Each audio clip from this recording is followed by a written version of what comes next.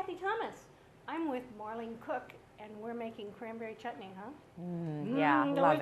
We've got a pan. What's in this pan? Well, what we have in the pan, we've already got started a little bit, so we want to tell people is we took a teaspoon of oil and we sauteed a shallot, about a quarter cup, and now we've added an entire bag, 12 ounces of cranberries. Fresh cranberries. Fresh cranberries, just rinsed, thrown in there. Right, and we've got the heat on kind of medium-low here. Medium-low. Right. And what we're going to do is a chutney, for any of you who don't know, is a mixture of both sweet and sour. So it's so delicious. It's got that sweet and sour component, and usually about half sugar, half vinegar. And so it's going to have a lot of pungency, it's going to have a lot of depth, and something really unusual compared to your normal cranberry sauces. So what goes in next? What's going to go in next is our vinegar. Right, and that's cider vinegar? Cider vinegar. That has a nice punch. Nice punch, the apple cider vinegar. Right. And then some orange juice, because we all love that flavor combination of orange and cranberry. And then we're going to add our sugar, our sweetener. Again, we're going to use the Splenda for this, and that's going to be about a half cup. So we're saving a lot of sugar by adding this instead, and it dissolves so easily right into there. And then we're also adding just a tablespoon of brown sugar. I like the flavor of brown sugar, and it also is going to help keep it nice and clear, because sometimes when you're not using sugar, you get a little bit of a cloudy color. So but just a tablespoon, you want that though. clarity, and that's what the brown sugar brings to the party. And it brings a little of its own flavors. You know, brown sugar has a flavor that white doesn't. Right. So, and again, we're saving all of this just to add a tablespoon. That combination sometimes is really helpful.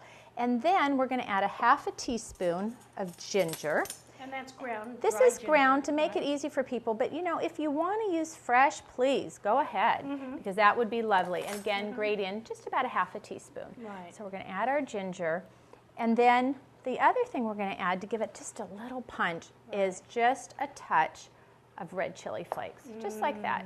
You can add a little more, a little less. I like it hotter, but for my guests, I always tone it down a little bit. Because there might be kids at the table, huh? Might be kids at the table, and you're just never sure. So you've got sweet, you've got sour, and now you've got a little bit of hot spice. Hot and ginger, so I mean, just a flavor explosion. So what happens now? So what's going to happen is this is going to cook for about 15 minutes until the cranberries And you pop. want that to simmer?